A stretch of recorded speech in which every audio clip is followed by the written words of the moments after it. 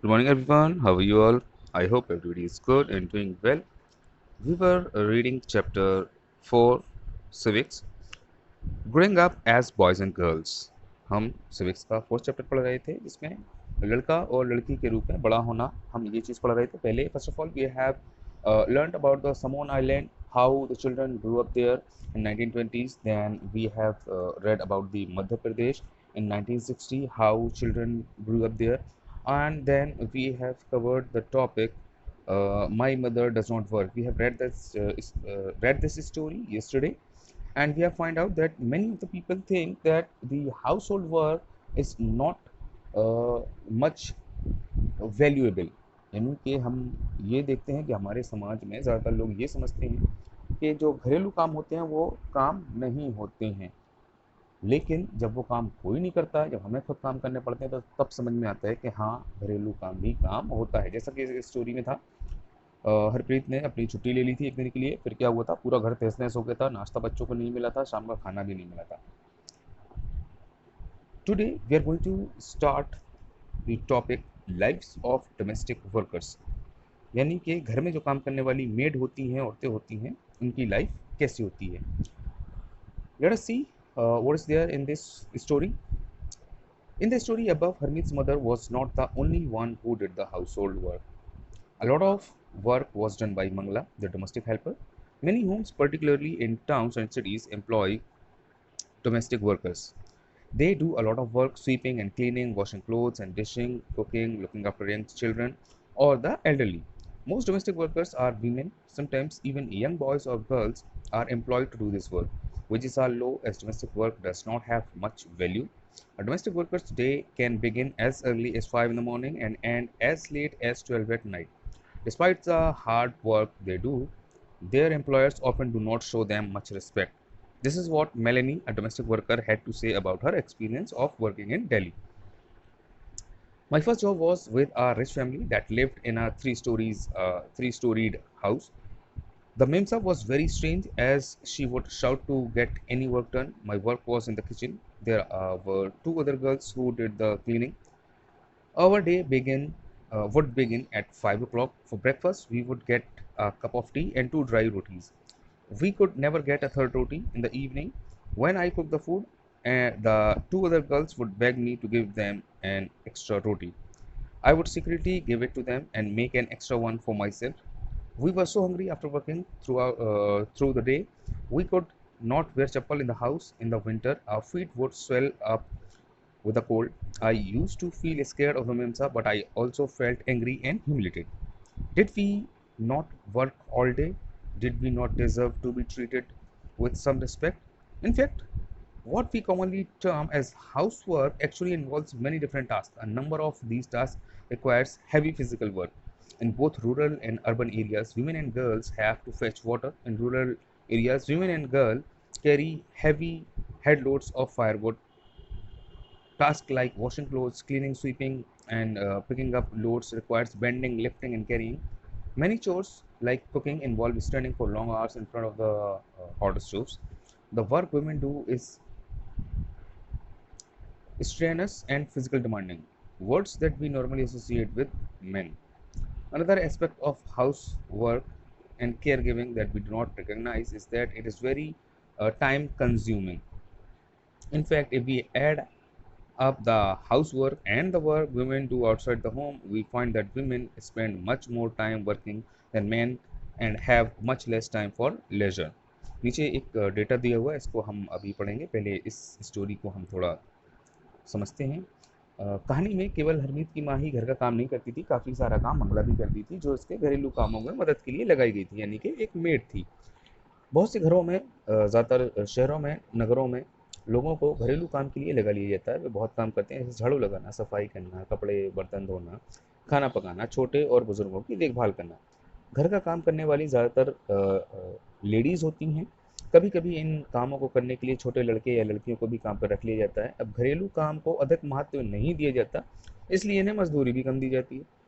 घरेलू काम करने वालों का दिन सुबह 5 बजे शुरू होकर देर रात 12 बजे तक भी चलता है। जी-तोड़ मेहनत करने के बावजूद भी उन्हें नौकरी पर रखने वाले उनसे सम्मानजनक व्यवहार नहीं करते हैं। दिल्ली में घरेलू काम करने वाली एक लेडी है मेलेनी, उसके हम एक्सपीरियंस हम पढ़ते हैं, वो क्या कह रही है अपने एक्सपीरियंस के बारे में, क्या उसका काम है।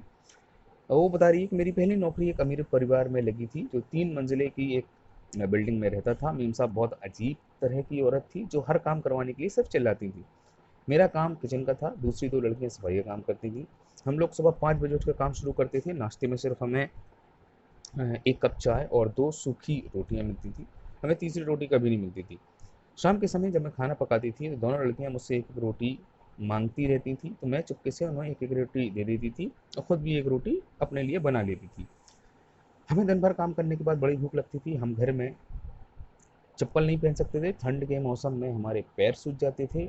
मैं मेम साहब से डरती थी, परंतु मुझे गुस्सा भी आता था और बहुत ही अ, अपमान भी महसूस होता था कि हम दिन भर काम नहीं करते हैं, क्या हम कुछ सम्मानजनक व्यवहार के योग्य नहीं हैं। असल में जिसे हम घरेलू काम कहते हैं उसमें बहुत सारे काम शामिल होते हैं। इसमें कुछ कामों में बहुत ज़्यादा शारीरिक श्रम लगता है। जैसे ग्रामीण और शहरी क्षेत्रों में लड़कियां दूर दूर से पानी भर के लेके आती हैं। ग्रामीण क्षेत्रों में गांव में स्त्रियों और लड़कियों को जलाऊ लकड़ी के लिए भारी गट्ठर सर्वे ढोने पड़ते हैं। कपड़े धोने, सफाई करने, झाड़ू कर लगाने, वजन उठाने, यानी कि झुकने में, उठाने में, इन सब में क्या फिजिकल वर्क नहीं होता है? बहुत सारा वर्क होता है। बहुत से काम जैसे खाना बनाने आदि में लंबे समय तक गर्म चूल्हे के सामने खड़े रहना, जो काम लड़कियां करती हैं, वह भारी और थकाने वाला बहुत शारीरिक काम होता है। जबकि हम आमतौर पर सोचते हैं कि पुरुष ही ऐसा काम करते हैं, लेकिन ऐसा नहीं है। आपके घर में जो आपकी दीदी हैं, मम्मी हैं, उनका भी बहुत काम होता है और बेचारी वो इतनी गर्मी में स्टोव के सामने, गैस के सामने बैठ के आपके लिए अच्छा अच्छा खाना बनाती हैं। और हमें क्या लगता है, हमें क्या, ज़्यादातर लोगों को ये लगता है अरे ये खाना बनाने का काम कोई काम थोड़ी है, ये झाड़ू लगाना कोई काम थोड़ी है। लेकिन अभी आप लोगों को समझ में आ रहा होगा कि ये काम भी बहुत वैल्यूबल होता है। अगर यही काम आपके घर में ना हो, झाड़ू पोछा ना हो, खाना पीना ना बने, तो घर एक कबाड़ खाने जैसा बन जाए। तो हमें थैंकफुल होना चाहिए अपने घर की औरतों का, हमें अपने घर की लेडीज़ का, चाहे वो मम्मी हो, दीदी हो, छोटी बहन हो, कोई भी हो जो घर के काम करती हैं। हमें उनको रिस्पेक्ट देनी चाहिए और उनके काम को काम समझना चाहिए। ठीक है, अब आगे चलते हैं हम। घरेलू और देखभाल के कामों के लिए एक अन्य पहलू ये भी है, इसे हम महत्व नहीं देते हैं, वो है इन कामों में लगने वाला लंबा समय। बहुत टाइम लगता है। आप लोगों को लगता होगा अरे क्या खाना बना लिया, झाड़ू पोछा कर लिया, मम्मी तो बड़ी आराम कर रही है, दीदी तो आराम कर रही है। लेकिन ऐसा नहीं है, बहुत टाइम लगता है इसमें। वास्तव में अगर हम देखें कि लड़कियां जो घर के काम करती हैं, बाहर के काम करती हैं, तो पता चलेगा कि कुल मिलाकर औरतें पुरुषों से ज़्यादा काम करती, मतलब अगर कोई औरत वर्किंग वूमेन है, यानी कि वो नौकरी करती है, तो पहले उसको घर का काम भी करना है, साफ सफाई भी करनी है, घर की देखभाल भी करनी है, उसके बाद जाके बाहर जॉब भी करनी है। तो आप समझ सकते हैं कि उनके ऊपर डबल वर्कलोड हो जाता है। अब देखेंगे यहाँ पर एक ये बार ग्राफ दिया हुआ है, इसमें हरियाणा, तमिलनाडु के बारे में दिया गया है कि कितनी औरतें काम करती हैं, कितनी नहीं करती हैं, कितने लोगों को पैसा मिलता है, कितना नहीं मिलता है। ये सारा दिया हुआ है, एक बार आप लोग इस पे जाकर नज़र डाल लेना। This is your homework and we will proceed further. Women's work and equality, यानी महिलाओं का काम और समानता। As we have seen, the low value attached to women's household and caregiving work is not an individual or family matter. It is a part of a larger system of inequality between men and women. It, therefore, has to be dealt with through actions not just at the level of the individual or the family but also by the government. As we now know, equality is an important principle of our constitution. The constitution says that being male or female should not become a reason for discrimination. In reality, inequality between the sexes exists.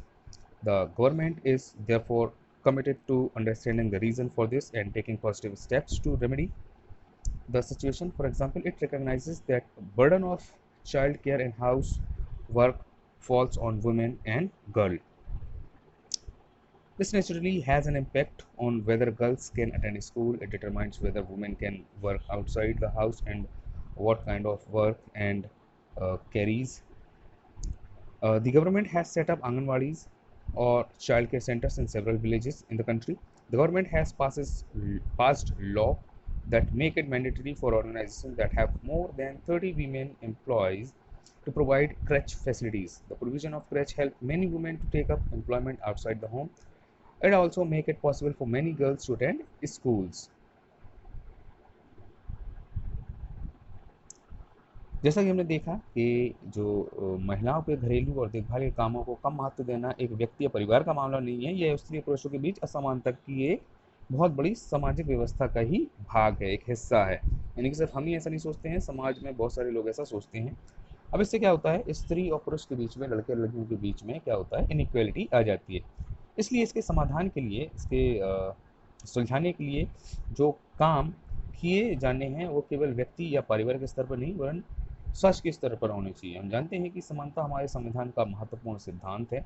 संविधान कहता है कि लड़का या लड़की होने के base पर किसी के साथ भेदभाव नहीं किया जा सकता।